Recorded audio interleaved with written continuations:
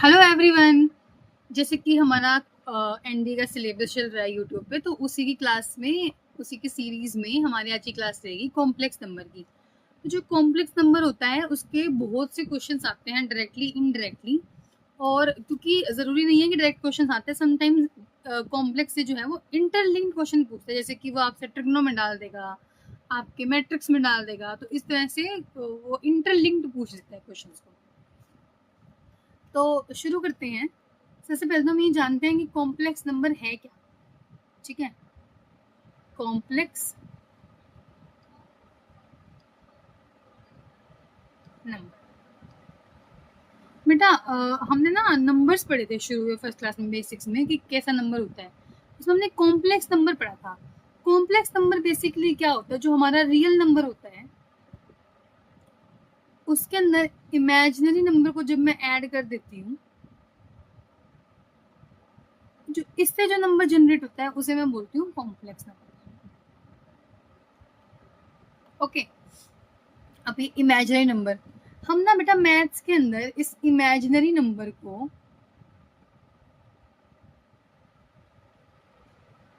हम बोलते हैं आयोटा। ठीक है, आयोटा कैसे, जैसे ही हमारी अंडर रूट के अंदर -1 आ जाए, ठीक है, उस वैल्यू को मैं बोलती हूँ कॉम्प्लेक्स नंबर या फिर आयोटा। तो हमने जो आज तक हमने जो पढ़ा है ना, उसमें हमने -√1 पढ़ा है, -√2 पढ़ा है, लेकिन रूट के अंदर माइनस हमने नहीं देखा, क्योंकि वो जो है वो नंबर हो जाता है कॉम्प्लेक्स नंबर। तो जैसे ही कहीं पे रूट के अंदर -1 आ गया, उस नंबर को मैं बोल दूंगी that this number is a complex number. Okay, imaginary number. अब ये काम कैसे करता है, जैसे कि हम डिनोट करते हैं कॉम्प्लेक्स नंबर को z से। z is equal to x plus iota y। यहाँ पे जो मेरा x है, this x is real number, और जो ये y है, that y portion is a complex number. ठीक है, तो अब इसमें कैसे, मतलब किस तरह से ये जो है वो काम करता है, किस तरह से ये जो चैप्टर है ना वो हमें यूज करते हैं, हम उसके बारे में थोड़ा सा डिस्कस करते हैं। देखो बेटा, मान लो यहाँ पे लिख देती हूँ मैं, there is a iota. Okay, iota की वैल्यू होती है √-1। ओके, अगर मैं यहाँ पे इस आयोटा का स्क्वायर कर दूं तो ये हो जाएगा √-1 का स्क्वायर, इसकी वैल्यू आ जाएगी -1। फिर आएगा iota cube. Ma'am iota cube तो हो जाएगा ना आयोटा स्क्वायर इंटू आयोटा, तो वो बन जाएगा minus iota, -1 into iota minus iota. Ma'am मैं जब मैं आयोटा 4 लूंगी तो वो आ जाएगा iota square into iota square, यानी कि -1 +1। ओके, फिर उसी के अंदर क्या करेंगे, अब मैं देखती हूँ आयोटा 5। आयोटा 5 में कुछ मैं बना सकती हूँ आयोटा क्यूब और आयोटा स्क्वायर करके, राइट। आयोटा क्यूब क्या होता है बेटा मेरे पास माइनस आयोटा, आयोटा स्क्वायर क्या होता है -1 इंटू में, तो ये आ गया आयोटा। तो देखो फिर से वही आ गया मेरे पास, रिपीट आयोटा। तो यानी कि देखो ये चलता ही जा रहा है, फिर ये रिपीट होता जाएगा। ये जो हमारा आयोटा की जो वैल्यूज होती है हर 4 की पावर के बाद, यानी कि आई पे आयोटा होता है, आयोटा स्क्वायर पे -1, आयोटा क्यूब पे माइनस आयोटा, एंड आयोटा 4 की वैल्यू होती है हमारे पास 1। उसके बाद जो भी वैल्यूज हमारी आती हैं, इसके बाद आयोटा 4 के बाद जितनी भी वैल्यूज आपकी आएंगी ना, वो सब की सब वैल्यू हमारी रिपीट हो जाएंगी बार बार, अगेन एंड अगेन। ठीक है, तो अगर मैं आपको कहूँ कि अगर मैं iota plus iota square plus iota cube plus iota 4 कर दूँ तो उसका आंसर कितना आएगा, 0 आएगा। कैसे मैम, क्यों आएगा, चलो वैल्यूज पुट कर देते हैं इसकी। आयोटा के प्लेस में मैंने लिखा आयोटा, आयोटा स्क्वायर के प्लेस में मैं लिखती हूँ -1, आयोटा क्यूब की प्लेस में लिखते हैं माइनस आयोटा, और आयोटा 4 की प्लेस में 1। माइनस आयोटा से प्लस आयोटा, -1 से +1 इज इक्वल टू 0। ठीक है, तो हमें ये बात याद रखनी है। ठीक है, इसके बाद हमसे क्या पूछेगा, हमसे वो कुछ क्वेश्चन इस तरह से देगा। आज हमने व्हाइट बैकग्राउंड का यूज किया है, अगर मतलब आपको लगे कि नहीं वही बैकग्राउंड अच्छा था ब्लैक वाला, तो आप प्लीज़ कमेंट डाउन कर देना। अदरवाइज मुझे लग रहा है कि ज़्यादा सूदिंग है आइज़ के लिए। अदरवाइज आप प्लीज़ यू में रिव्यूज़ डाल सकते हो आप लोग, तो बेटर रहेगा उसका, हमारी क्लासेस के लिए वो अच्छा रहेगा। ठीक है, उसके बाद बेटा हम पढ़ेंगे कि मान लो आपके पास क्वेश्चन आ जाए, summation summation of n is equal to 1 to 7 iota की पावर n। ठीक है, अब इस जो साइन होता है ना बेटा इस समेशन वाला, इसका मतलब क्या होता है? समेशन का मतलब होता है कि उस नंबर को बार बार ऐड करते रहो, n की वैल्यू 1 से लेके 7 तक। कहने का मतलब iota 1 plus iota 2 plus iota 3 plus iota 4 plus iota 5 plus iota 6 plus iota 7 तक इसको प्लस करना है। तो मैम मेरे को तो ये बात पता है कि ये वैल्यूज 0 होती हैं, और ये वैल्यू जो 4 नहीं हुई तो ये 0 नहीं हुई। ठीक है, तो हम लिख लेंगे ये तो 0 आ गई। 0 प्लस आयोटा 5 क्या होगा बेटा? रिपीट होती है ना value, iota plus plus two minus minus 1 minus iota, iota से आयोटा कट के आंसर आया मेरे पास -1। मैम अगर ये 50, अभी क्वेश्चन अगर ऐसे पूछ ले जाए कि iota n is equal to 1 से लेके 50 तक, और फिर आपसे आयोटा n पूछ ले बच्चे, तब आप क्या करोगे? तब देखो बेटा क्या करेंगे। अब मैं इसको बार बार 50 पे तो नहीं लिखूंगी, तो मैं ये देख पा रही हूँ जब मैंने 7 वाला पोर्शन सॉल्व किया, तो अगर मैं इसमें 4 के टेबल देखूंगी, 7 से नीचे 4 के टेबल में क्या रिमाइंडर क्या बचता है, तो 4 से अगर मैं 7 को डिवाइड करती हूँ तो बेटा आता है 3 रिमाइंडर। तो इन 3 की वैल्यूज को मैंने पुट कर लिया।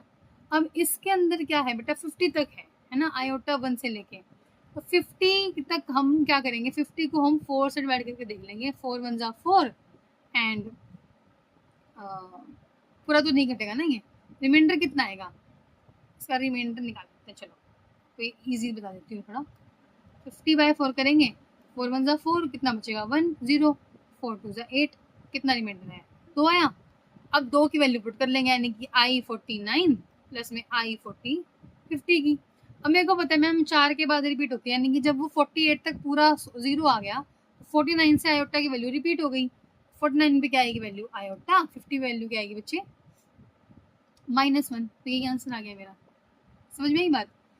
इसी तरह से इसी टाइप में ऐसे क्वेश्चन आएगा एक, जैसे कि थोड़ा स्क्रॉल डाउन कर लेती हूँ मैं। क्वेश्चन आया कि what is the value of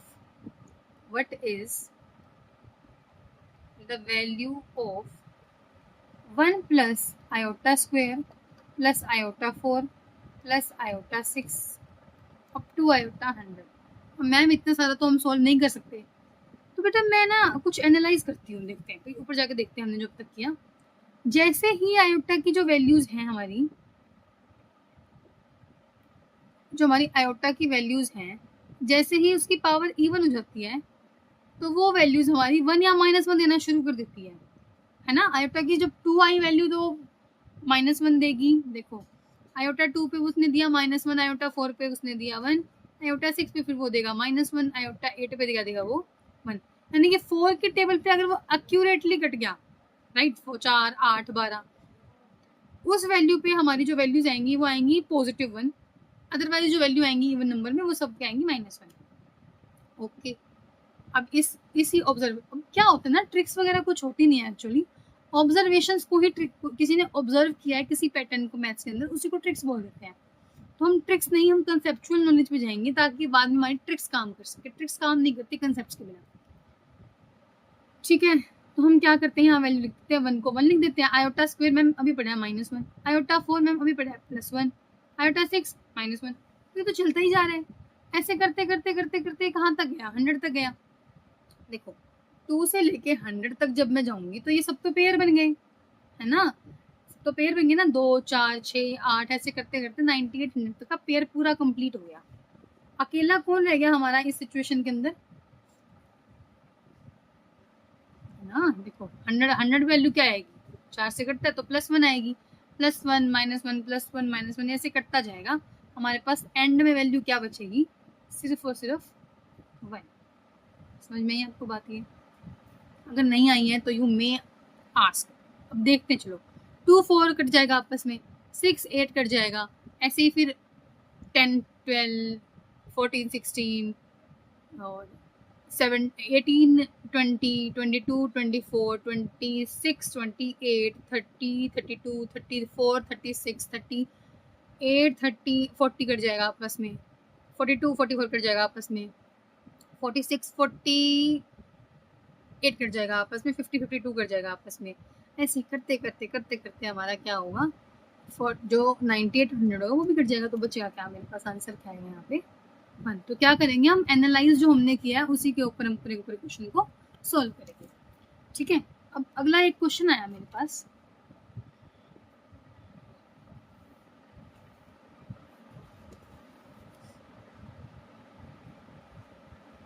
question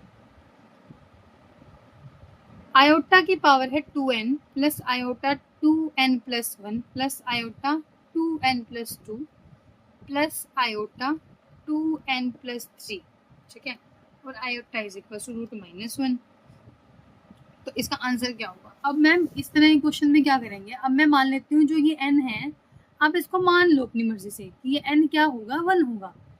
ठीक है, मैंने माना, मैंने अज्यूम किया कि that n is equal to 1। I square plus i cube plus i 4 plus i कितना आया 5। आप इसका आंसर दे सकते हो, है ना, दे सकते हैं हम आराम से इसका आंसर। आई स्क्वायर से बेटा आई 4 कट गया होगा, अभी हमने देखा, आई क्यूब से आई 5 कट गया होगा, तो कितना आंसर आएगा 0। तो कोई भी कंजिक्यूटिव आपको निकालने की जरूरत भी नहीं है, कोई भी कंजिक्यूटिव 4 वैल्यूज अगर आयोटा की आती हैं, आयोटा की कोई भी कंजिक्यूटिव 4 वैल्यूज आती हैं किसी भी फॉर्म में, तो उसका आंसर जो होगा वो हमेशा 0 ही आएगा। ओके, ठीक है। इसके बाद हम लोग क्या पढ़ेंगे, इसके बाद जो है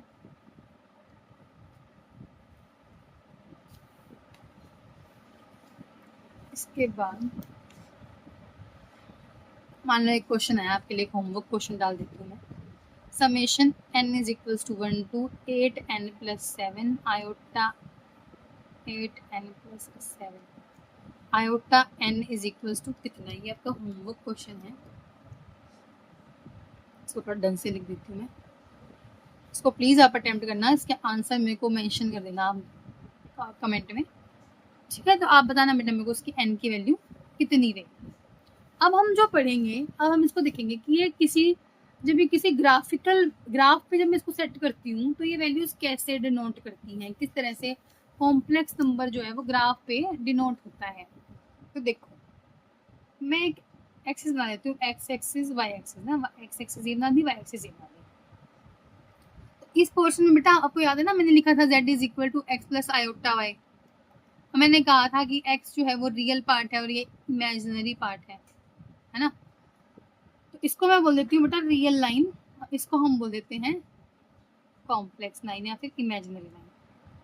इसको मैं लिख देती हूँ इमेजिनरी। और यहाँ पे मान लो एक पॉइंट है, यहाँ पे z एक्स वाई पॉइंट है मेरा यहाँ पे, वो x, y। ठीक है, तो अब इसी के अंदर इस जो ये प्लेन बनाया है ना बेटा, इसको हम बोलते हैं आर्गंड प्लेन। ठीक है, कहने का मतलब है कि इसका जो डिस्टेंस है यहाँ से यहाँ तक का वो कितना है y, और यहाँ से यहाँ तक का जो डिस्टेंस है वो है x। ठीक है, ठीक है। अब इसके अंदर आप क्या लिख सकते हो, इसको लिखने का तरीका कुछ ऐसा होगा कि रियल पार्ट ऑफ z यहाँ पे क्या है x, इस कॉम्प्लेक्स का रियल पार्ट है x, और इमेजिनरी पार्ट ऑफ z क्या है बेटा मेरा यहाँ पे y। ठीक है, तो अब इसने आर्गन ने क्या किया, आर्गन ने हमें कुछ और चीजें बताई थी। ठीक है, जो कि हम आगे डिस्कस करेंगे। इससे पहले हम कुछ प्रॉपर्टीज लिख लेते हैं बेटा।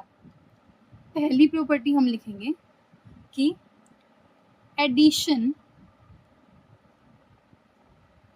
Of two complex number is complex. आप किन्हीं दो कॉम्प्लेक्स नंबर को ऐड करोगे या सब्ट्रैक्ट भी करोगे, the difference of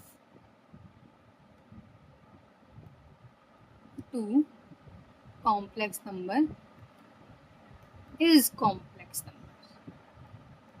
Similarly, multiplication of two complex number is complex number. अच्छा बेटा मेरे को ये बताओ आप 5 + 3 आयोटा क्या ये एक कॉम्प्लेक्स नंबर है? मैम है, इसमें 5 रियल पार्ट है, 3 आयोटा कॉम्प्लेक्स पार्ट है, तो ये तो हो गया हमारा कॉम्प्लेक्स नंबर, है ना। अगर मैं लिख दूं 5 या मैं लिख दूं कोमा, अलग अलग दो नंबर है ये 3 आयोटा। अब मुझे बताओ क्या 5 कॉम्प्लेक्स है या 3 iota? Ma'am 3 iota complex number है, यहाँ पे आयोटा है। 5 रियल लग रहा है बेटा, ये रियल नंबर तो है, कॉम्प्लेक्स भी है, क्यों? कुछ नहीं है तो इसका मतलब यहाँ पे 5 + 0 आयोटा है, तो every real number is a complex number 2। यहाँ मैं लिखूंगी every real number is a complex number. यहाँ पे मेरे y की वैल्यू 0 है, डजंट मीन कि यहाँ पे इमेजिनरी पोर्शन है नहीं, यहाँ पे इमेजिनरी पोर्शन की एग्जिस्टेंस भी है, ठीक है। अब जैसे ही हम आर्गन प्लेन को पढ़ते हैं तो उसके अंदर हम क्या पढ़ते हैं, सबसे इम्पोर्टेंट यही पढ़ा दूंगी। हम बनाते हैं 2 लाइन, ठीक है, फिर से वही करते हैं, इमेजिनरी पोर्शन और this one is the real, सीधा नहीं बना, रियल पोर्शन। यहाँ पे हमारे पास एक पॉइंट है x, y, और मुझे पता है कि ये मेरा इमेजिनरी पार्ट है और ये मेरा रियल पार्ट है, ठीक है। अब देखो ओरिजिन से जो हमारे इस पॉइंट का जो डिस्टेंस है, ठीक है, और ये रियल नंबर तक जो डिस्टेंस है, इस डिस्टेंस को निकालना, यानी कि अगर मैं लिख दूं डिस्टेंस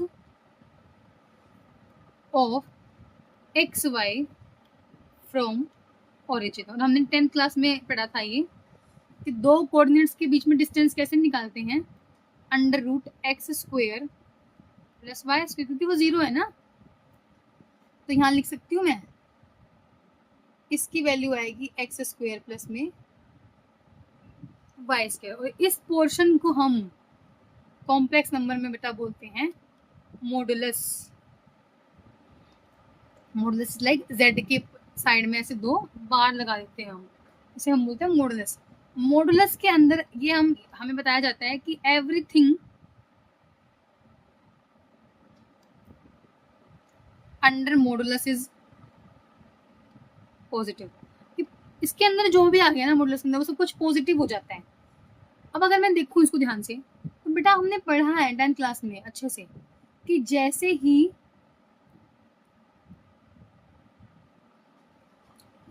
ही ये जो पोर्शन है, डिस्टेंस है जो मेरा, डिस्टेंस कभी भी नेगेटिव ही नहीं हो सकता, नो पॉजिटिव होता है। अगर वो नेगेटिव ही नहीं हो सकता तो हमारा मॉडुलस भी नेगेटिव नहीं हो सकता, इसलिए मॉडुलस के अंदर की वैल्यू पुट कर दो, उसको बाहर आती है जब मॉडुलस से, तो वो पॉजिटिव होके बाहर आती है, ठीक है।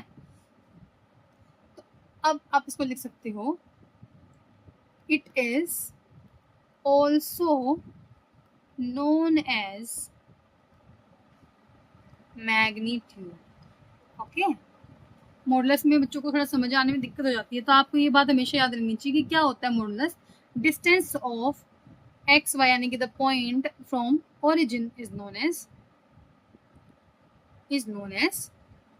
मॉडुलस। अब हमारे जो क्वेश्चंस होंगे वो होंगे, डिपेंड ही करेंगे कि हाउ टू फाइंड मॉडुलस, ठीक है, कि मॉडुलस को फाइंड कैसे करना है। क्वेश्चंस करते हैं इसके ऊपर बेस्ड, और बहुत इजीली हम इन चीज़ों को समझ लेंगे, ठीक है। पहला क्वेश्चन हम करते हैं, क्वेश्चन से पहले ना एक काम करते हैं, थोड़ी प्रॉपर्टीज पढ़ लेते हैं, ताकि क्वेश्चंस में कोई भी हमें ना बीच में बैरियर्स ना आए क्वेश्चन को सॉल्व करते हुए। प्रॉपर्टीज रहती है बेटा, जो मॉडुलस ऑफ z होता है वो लेस देन नहीं होता है कभी 0 से, क्योंकि वो नेगेटिव ही नहीं हो सकता, या तो डिस्टेंस नहीं होगा या होगा तो पॉजिटिव ही होगा जब भी होगा। सेकेंड प्रॉपर्टी मैं पढ़ती हूँ, अगर मॉडुलस z 0 आया है, इसका मतलब ये है कि जो z था वो भी 0 था, ठीक है। थर्ड प्रॉपर्टी कहती है कि जब मैं दो कॉम्प्लेक्स नंबर को मल्टीप्लाई करके उनका मॉडुलस निकालती हूँ, या मैं अलग अलग मॉडुलस निकाल के उनको मल्टीप्लाई करती हूँ, दोनों बातें बिल्कुल सेम है, ठीक है। फिर अगर मैं Z1 अपॉन Z2 करके उसका मॉडुलस निकालूं या मैं इनको अलग अलग डिस्ट्रीब्यूट कर दूं तब भी कोई इशू नहीं आता। फिफ्थ प्रॉपर्टी हमारी आती है सिमिलरली फॉर प्लस एडिशन की, भाई इनको कर दें और इनको अलग अलग करके करें तो कोई खास फर्क नहीं आता है। हाँ अच्छा, फर्क आता है, आता है। इसमें क्या होता है आप ध्यान से देखो, ये ग्रेटर हो जाता है जब मैं दो कॉम्प्लेक्स नंबर को प्लस करके उसका मॉडुलस निकालती हूँ और फिर उनको अलग अलग प्लस करती हूँ, तो इसके बीच बीच में जो साइन है ना, जो हमारा जो इकट्ठा निकाला था वो वैल्यू कम आती है और ये ज़्यादा आती है, ठीक है। सिमिलरली हम नेगेटिव का केस लेंगे, इसके बारे में और थोड़ा डिस्कस करेंगे। Z1 माइनस Z2 का मॉडुलस निकालें या फिर मैं उसको अलग अलग निकालूं, तो ये वाली जो वैल्यू हमारी हमने जो इकट्ठा करके किया था वो बड़ी होती है इससे, कि नेगेटिव का केस है, ठीक है। इस वैल्यू को ना हम लोग बोल देते हैं बच्चे मैक्सिमम वैल्यू, जो फाइंड करते हैं ना इसको यूज करते हैं, इसको हम बोल देते हैं मिनिमम वैल्यू जब हम फाइंड करते हैं। इक्वल साइन आ सकता है, यहाँ मैंने लेस देन इक्वल टू लिया ना, इक्वल साइन आ सकता है यहाँ इन दोनों सिचुएशंस के अंदर Z1 माइनस Z, जब ही इक्वल साइन आएगा, इक्वल साइन ओनली एग्जिस्ट लिख देती हूँ यहाँ पे, equal sign only exist when Z1 is equal to Z2। जब Z1 Z2 एक दूसरे के बराबर ही होंगे तो कोई फर्क नहीं पड़ेगा, उस सिचुएशन में क्या होगा कि ये इक्वल आ जाएगा, अदरवाइज ये हमेशा लेस देन या ग्रेटर देन होगा। मैक्सिमम वैल्यू होगी एडिशन में, मिनिमम वैल्यू हमारी निकलती है डिफरेंस में, ठीक है। इसके बाद क्वेश्चन स्टार्ट करते हैं हम थोड़े से। एक क्वेश्चन मैं कराती हूँ, एक दो क्वेश्चन फिर आपके लिए होमवर्क क्वेश्चन में डाल दूंगी ताकि आप लोग प्रैक्टिस कर सको अच्छे से। पहला क्वेश्चन, if z यानी complex number is 2 plus iota upon 3 minus iota, then mod of z is equal to कितना। अब आपको पता है मैं अलग अलग निकालूं या साथ साथ निकालूं, सेम बात है। मैं क्या करूंगी, मैं इसको लिखूंगी मोड z निकालना है मेरे को। मोड z मतलब 2 प्लस आयोटा अपॉन में 3 प्लस आयोटा, 3 माइनस आयोटा। और बेटा ये रहेगा कि आप इसको अलग अलग कर लो, थोड़ा जो क्लैरिटी आएगी ना आंसर में वो ज़्यादा अच्छी आएगी, आपकी मिस्टेक्स कम होती हैं। मैम मेरे को पता है कि इसका आंसर आएगा root x square plus y square वाले फॉर्मूले से, राइट। तो एक्स स्क्वायर मेरा यहाँ पे क्या है, 2 का स्क्वायर, ओके, प्लस अब वाई स्क्वायर आएगा बेटा, इसको आप 1 का स्क्वायर लिखोगे, ना कि आप लिखोगे इसको आयोटा का स्क्वायर। इसमें कॉम्प्लेक्स नंबर का जो कोफिशिएंट है ना, यहाँ पे मानी चलता है कि कोफिशिएंट जो आएगा उसको लेते हैं हम यहाँ पे, तो आई स्क्वायर अपॉन रूट 3 का स्क्वायर प्लस में 1 का स्क्वायर। सॉल्व करूंगी तो ये आएगा 5 रूट 5, और इसको सॉल्व करूंगी तो आएगा 3 3 9 and 1 square plus 1 9 plus root 10। मुझे पता है मैम कि इसको मैं लिख सकती हूँ रूट 5 अपॉन में 2 रूट 5, 2 रूट, हाँ रूट 2 5 रूट 5 कट गया आपस में, आंसर आएगा 1 अपॉन रूट 2। ये मेरा आंसर आ गया, ये मेरा मॉडुलस आ गया, ठीक है। इसी सीरीज में हमारे को आपको क्वेश्चन दे देती हूँ, आपके लिए एक होमवर्क क्वेश्चन डाल देते हैं। If z is equal to 3 plus 7 iota find mod z।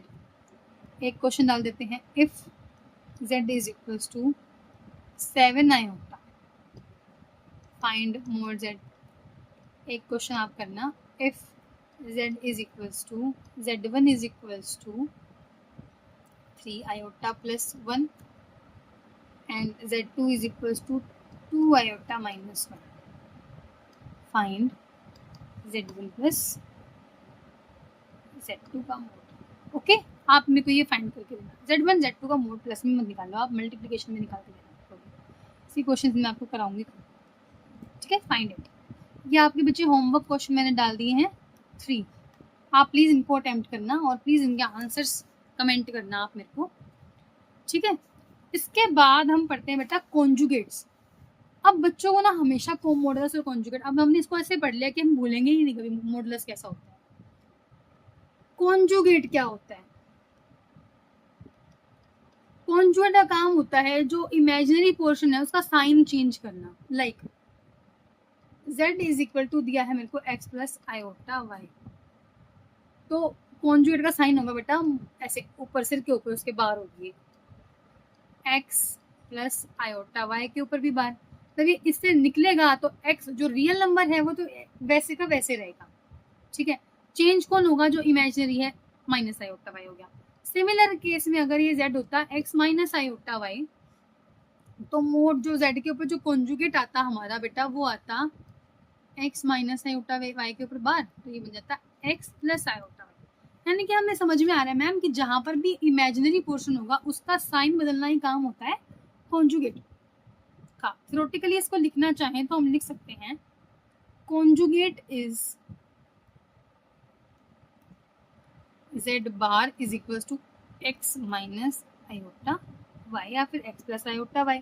जहाँ इस वाले केस की बात कर रहे हैं ना, जहाँ पे रियल नंबर ऑफ जो z है वो रियल नंबर ऑफ z ही रहता है ना, उसका जो बार करते हैं वो सेम रहता है, लेकिन जो इमेजिनरी पोर्शन ऑफ z है वो हो जाता है negative imaginary of z conjugate. समझ रहे हो, सिर्फ और सिर्फ इमेजिनरी पोर्शन जो होता है इसका, उसको मैं क्या कर देती हूँ, उसका साइन में चेंज कर देती हूँ ऐसे क्वेश्चंस के अंदर, ठीक है। अब अगर मैं निकालने चलूँ क्वेश्चन इसका, कोई एक क्वेश्चन करके देखते हैं, फिर इसकी प्रॉपर्टीज पढ़ी, हमने मॉडल्स की पढ़ी थी। इसको थोड़ा पेन का कलर डार्क कर लेते हैं, ओके ठीक है।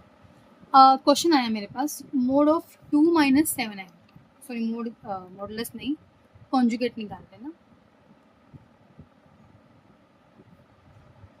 2 माइनस 7 आयोटा का कॉन्जुगेट निकालना है, तो बेटा वो क्या होगा, 2 तो रियल नंबर तो एग्जैक्टली वही रहेगा, सिर्फ जो कॉम्प्लेक्स नंबर है उसका जो साइन है वो चेंज कर देंगे, तो प्लस 7 आयोटा हो जाएगा, ठीक है। अब मान लो क्वेश्चन आ जाए मेरे पास -3 प्लस आयोटा, इसका कॉन्जुगेट, बेटा -3 एग्जिट एज इट इज रहेगा, जो रियल पार्ट है वो एज इट इज रहेगा, साइन चेंज हो जाएगा हमारा किसका, इमेजिनरी पोर्शन का।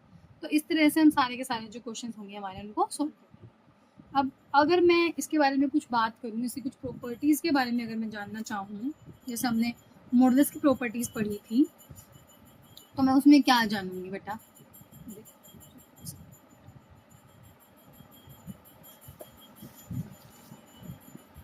यहाँ लिखती हूँ मैं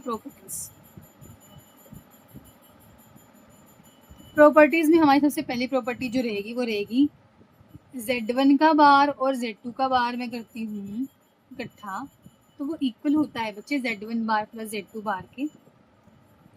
सिमिलरली अगर मैं Z1 माइनस Z2 करती हूँ तो वो भी इक्वल होता है इस पोर्शन के। अगर हम इसको मल्टीप्लाई भी करते हैं कुछ इस तरह से, तो वो इक्वल होता है अलग अलग करने के। इसमें कोई इतना खास इशू नहीं आता, सब कुछ सेम ही रहता है, इसमें कोई मैक्सिमम मिनिमम केस नहीं आता। Z1 अपॉन Z2 का अगर मैंने इकट्ठा बार किया हुआ है तो उसको भी मैं अलग अलग करके कॉन्जुगेट्स निकाल सकती हूँ, तो सब कुछ सेम ही रहता है, तो आप इसको इस तरह से भी सोल्व कर सकते हो। और एक लास्ट प्रॉपर्टी जो कि है कि अगर कॉन्जुगेट कर दिया जाए तो वापस से वही नंबर एग्जिस्ट, वही वापस नंबर वही आ जाता है जो था, है ना, कि वो साइन तो चेंज करता है, वैल्यू तो चेंज करता ही नहीं है, तो साइन का साइन चेंज होता है। अब मैं आपको क्या करती हूँ, कुछ एक कंपैरिजन के बारे में बात करते हैं जो कि मॉडुलस और कॉन्जुगेट के बारे में पढ़ाया जाता है। ये देखो, जो मोड ऑफ z है मान लो, और मैं अगर कॉन्जुगेट का मोड कर दूं तो उसमें क्या फ़र्क आएगा, है ना, ठीक है, वो सेम रहता है। अगर मैं किसी नंबर का मोड निकालूं और कॉन्जुगेट का मोड, एग्जाम्पल लेके करेंगे इस बात को क्योंकि समझ नहीं आएगी। 5 + 3 आयोटा था, मैंने कॉन्जुगेट किया, इसका आंसर आया 5 - 3 आयोटा। मैंने इसका मोड निकाला 25 + 9, इसका मोड भी निकाल लूंगी 25 + 9, क्योंकि वो तो प्लस रहता है ना, x² + y² फॉर्मूला ही रहता है, वो माइनस हो चाहे प्लस हो, तो ये दोनों सेम है, बिल्कुल है। ये प्रॉपर्टी तो सेटिस्फाई कर दी हमने। एक प्रॉपर्टी बेटा ये भी रहती है इसकी, इसी के अंदर छठी थी ना, ये 7 प्रॉपर्टी रहती है हमारी, कि जो z बार आ जाए ना, सिंपल और z कॉन्जुगेट आ जाए, इसको लिख देंगे x + आयोटा y और x - आयोटा y, ऐसे ही होगा। ये बन जाएगा बेटा x² minus iota square y square. Iota square की वैल्यू होती है मैंने -1, तो ये बन गया x² + y का स्क्वायर, राइट, और x² + y², और ये बन गया हमारे पास मोड ऑफ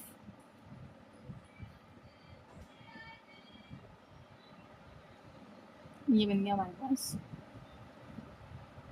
x a, हाँ a + b है -b, तो a² - b² x² + y² बन जाता है हमारे पास ये। तो इसी तरह से ना इस तरह के जो क्वेश्चन होते हैं वो हम कर सकते हैं। इसको मैं ये लिख दूँ, रूट बना के इसके ऊपर स्क्वायर लगा दूँ, कट गया ना वो। क्या मैं इसमें लिख सकती हूँ कि ये मोड का स्क्वायर है ना। तो ये प्रॉपर्टीज़ हैं जो इनके आपस में एक दूसरे को कनेक्ट करती हैं, ठीक है। उसके बाद हम कुछ क्वेश्चंस अटेम्प्ट कर लेते हैं इसके। आपको कुछ होमवर्क क्वेश्चन डाल दूंगी, उसके बाद नेक्स्ट क्वेश्चन पे हम बढ़ेंगे। क्वेश्चन है जैसे कि एक क्वेश्चन आया कि x plus iota y is equals to root 5 plus iota upon में 3 minus iota, then find x square plus y square. Ma'am मेरे को तो आता है, मेरे को अभी निकालना था ना ये। मैं अगर इसका कॉन्जुगेट निकाल दूँ, x माइनस आयोटा y निकाल दूँ, है ना, कॉन्जुगेट निकाल दूँ, conjugate x plus iota y का x माइनस आयोटा y, इसका कॉन्जुगेट करूँगा तो बेटा क्या आएगा मेरे पास। अब ध्यान से देखना। अब मैम मेरे को तो नहीं पता कि इसका मैं कैसे करूँगी, इसमें तो रूट है। तो हम क्या करेंगे, हम इसको एक बार सॉल्व करने की कोशिश करेंगे। हम लिख देंगे कि ये बन जाता है, अगर मैं इन दोनों को यानी कि फर्स्ट इक्वेशन और सेकंड इक्वेशन को, जो कि ये बन गई 5 माइनस आयोटा अपॉन में 3 माइनस आयोटा, इनको आपस में मल्टीप्लाई कर दो तो बात बन जाती है मेरी। तो बन जाता है x square plus y square. मैं इसको कर दूँ root 5 plus iota 3 plus 3 minus iota into कर दूँ मैं इसको 5 प्लस माइनस आयोटा और 3 प्लस आयोटा से। रूट को रूट से मल्टीप्लाई करेंगे तो वो तो खुल जाएगा, है ना। अब इनका स्क्वायर करना है ना, हमें स्क्वायर करना पड़ेगा। तो इन दोनों नंबर का मैं स्क्वायर, इसको और इजी बनाते हैं। चलो हमें पता है एक्स स्क्वायर वाई स्क्वायर आएगा, राइट। हमारे पास एक्स क्या है 5 और वाई क्या है 1। मॉडुलस से तो निकालना है, रूट 5 अपॉन रूट 10 में सेम क्वेश्चन आ गया। तो रूट 1 बाई रूट 2 का इसको अब सोल्व करना बहुत इजी क्वेश्चन है, आप आराम से इसको कर पाओगे, ठीक है। अब ना मैंने कुछ पढ़ा था, मैक्सिमम मिनिमम वैल्यू बारे में पढ़ रही थी मैम मैं, वो उसके ऊपर हमने बात नहीं की। मैक्सिमम और मिनिमम वैल्यू का कॉन्सेप्ट कैसे आता है, उसके क्वेश्चन ऐसे 2-3 क्वेश्चन करेंगे, ज़्यादा इसके ऊपर डिटेल में नहीं जाएंगे। डिटेल में जाएंगे लेकिन ज़्यादा क्वेश्चन आते नहीं है, तो हम इसके बारे में बात करेंगे। हमें बोलेगा कि if z minus 5 is equals to is less than equals to 2, find maximum value of z plus. इसकी मैक्सिमम वैल्यू निकालें, तो कैसे निकालेंगे देखो मैम। इस क्वेश्चन को देखो तो बड़ा डर लग रहा है, बड़ा ही कॉम्प्लेक्स क्वेश्चन लग रहा है, लेकिन बहुत ही इजी क्वेश्चन है। ऐसे क्वेश्चन में क्या z माइनस 5 गिवन है, मेरे को इसको +1 लाने के लिए क्या करना पड़ेगा, इसके अंदर 6 को ऐड करना पड़ेगा। हाँ मैम करना पड़ेगा। तो क्या मैं इस सिचुएशन में लिख सकती हूँ, इसको फाइंड करना है ना मेरे को, ये फाइंड करना है z माइनस 5 का मोड। अगर मैं प्लस कर दूँ इसके अंदर प्लस का 6, समझ रहे हो, अगर मैं इसके अंदर प्लस कर दूँ +6 तो z+1 बन जाएगा, वो इक्वल आएगा मोड z+1 के। इसकी वैल्यू मेरे को पता है 2 है, इसकी वैल्यू 6 है, 6 और 2 कितना आ गया 8 आ गया, 8 के आगे मेरी मैक्सिमम वैल्यू आ गई। मैक्सिमम में तो पूछी थी, मेरी मैक्सिमम वैल्यू आ गई। मेरा क्या काम है, जैसे हमने फंक्शन में पढ़ा था, फंक्शंस के अब -5 की वैल्यू दी है, +1 निकालना, तो मुझे कुछ प्लस माइनस करना पड़ेगा जिससे मैं उसकी वैल्यू निकाल सकूँ। इस तरह से उसको निकाल देंगे, ठीक है। उसके बाद एक क्वेश्चन आया, क्वेश्चन मैं आपको होमवर्क के लिए दे देती हूँ।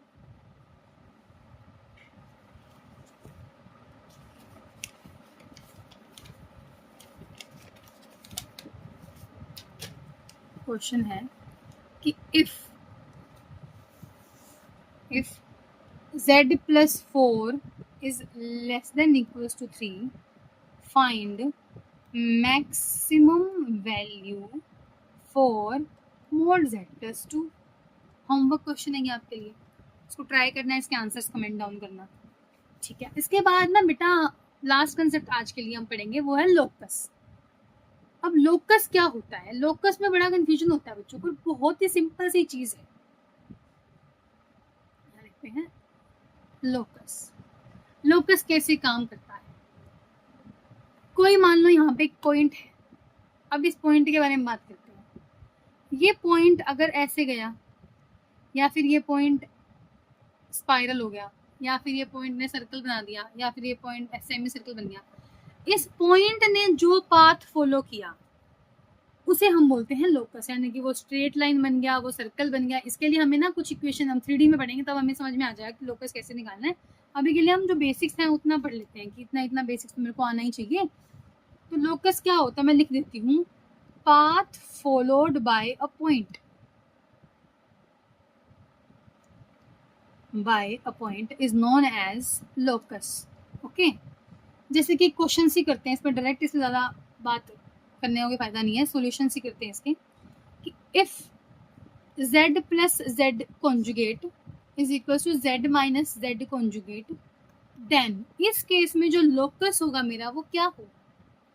बेटा देखो सोल्व करेंगे, मैम मैं z को लिख सकती हूँ x प्लस आयोटा वाई और z बार को लिख सकती हूँ x माइनस आयोटा वाई।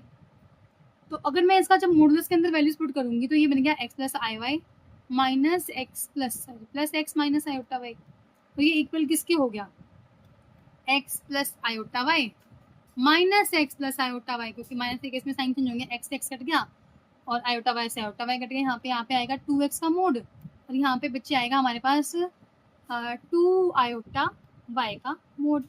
यहाँ से मैं अगर 2 कॉमन निकाल लूँ तो ये कुछ ऐसा बचेगा, 2 mod of x is equal to 2 iota y और 2 से 2 भी कैंसिल हो गया। मेरे पास आया बेटा mod x is equal to y. ठीक है, क्योंकि जो आयोटा है ना मोड के अंदर, चलो तुम्हें पता नहीं है ना, iota is equal to 1 under mod, iota तो होता ही नहीं है, तो इसको हम लिख दिया mod x is equal to y. इसका मतलब क्या हो सकता है, मॉडुलस के अंदर है वो, तो इसमें 4 केस बना सकती हूँ मैं। ठीक है, दिखाती हूँ आपको 2 केस जो बनेंगे हमारे।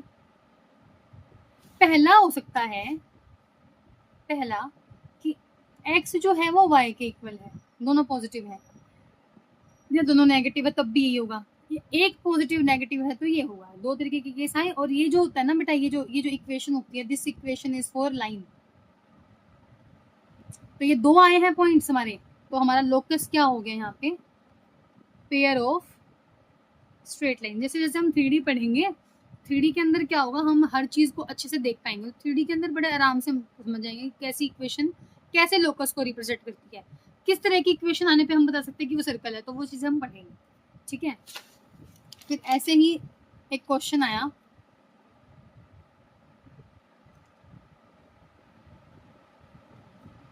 Question if z plus z bar plus z minus z bar is equals to 2, find locus.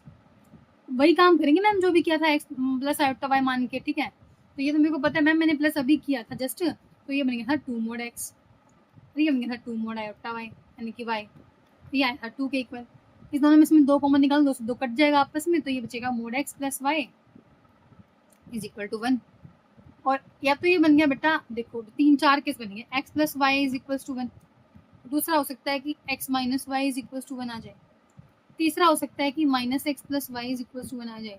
और फोर्थ हो सकता है बेटा कि ये बन जाए minus x minus y is equal to 1 हो जाए, या फिर और मैं इसमें डाल देती हूँ इसी के अंदर x plus Y is equal to minus 1 आ जाए ना। ये क्या हो गया बेटा, हमारे पास क्या आ गई, सेट ऑफ 4 लाइन्स आ गई ना। ये भी तो इक्वेशन लाइन की होती है, लाइन की इक्वेशन होती है x plus Y is equal to C, M X plus Y is equal to C. तो आप इसको इस तरह से देख सकते हो। ठीक है, तो ये क्या हो गया मेरे पास, pair of set of 4 lines. Pair तो 2 का होता है ना, यहाँ लिख देती हूँ मैं सेट ऑफ 4 लाइन्स।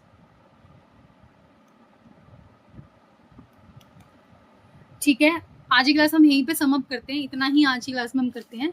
हमारा जो ये चैप्टर है वो 3 क्लासेस में हम खत्म कर देंगे। आज ही क्लास हुई है, इसके बाद 2 क्लासेस और होंगी और कॉम्प्लेक्स नंबर पूरा खत्म कर देंगे।